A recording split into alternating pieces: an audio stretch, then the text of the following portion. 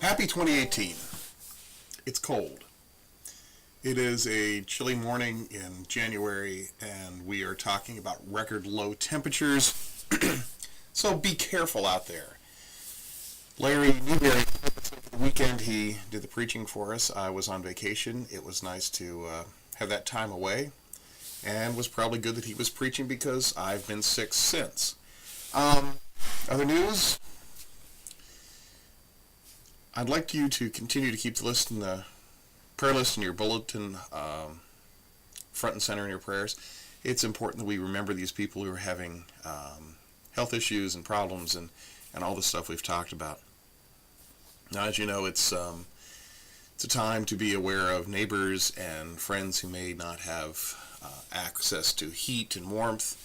Remember those who are homeless. If there is something you can do for someone in your neighborhood or around you that you come into contact with, please exercise the love of Christ and care for people who are in need. As we move into this coming year, it's important for us to think about how we can interact with our world and our communities in ways that display Christ. There's a lot we can do, but I think we can be honest when we say we never err when we err on the side of love. Be kind to people, treat them with respect, show them courtesy, love them. And you know, it's not always easy, especially for people in our lives who are difficult and hard to get along with. We all have them. They're there. But what you can do, what I can do, is to extend to them the same mercy we have received from Christ. That's how this works.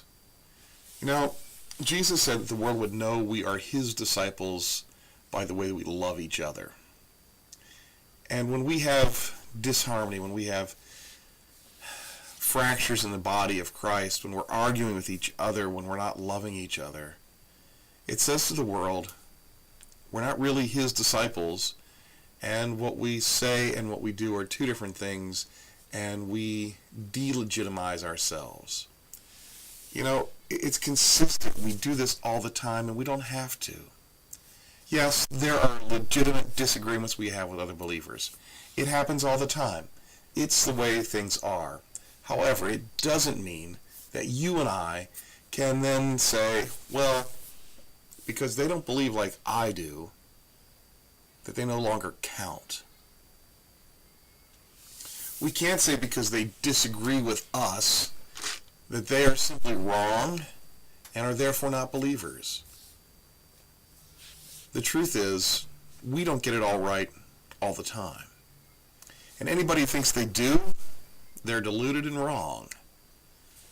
The reality is, we make mistakes all the time. You and I, we're not perfect yet. We may want to be, but we're not. We may strive for it. We may desire perfection, but we haven't achieved it yet.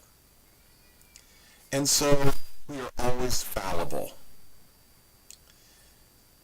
Just because we can wrap theological language around our choices and do it better than someone else doesn't mean we're right.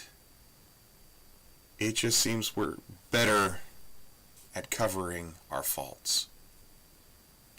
So brothers and sisters, err on the side of love. And you know, regardless of who it is or what they've done, whether they agree or disagree, whether they're Christian or not Christian, whether they have this, that, or the other problem, the truth is, our job as Christians, as followers of Jesus, is to love them. Now, at the end of the day, that's not always easy. But it's our call and our task to love as we have been loved. Brothers and sisters, go make a difference in someone's life today.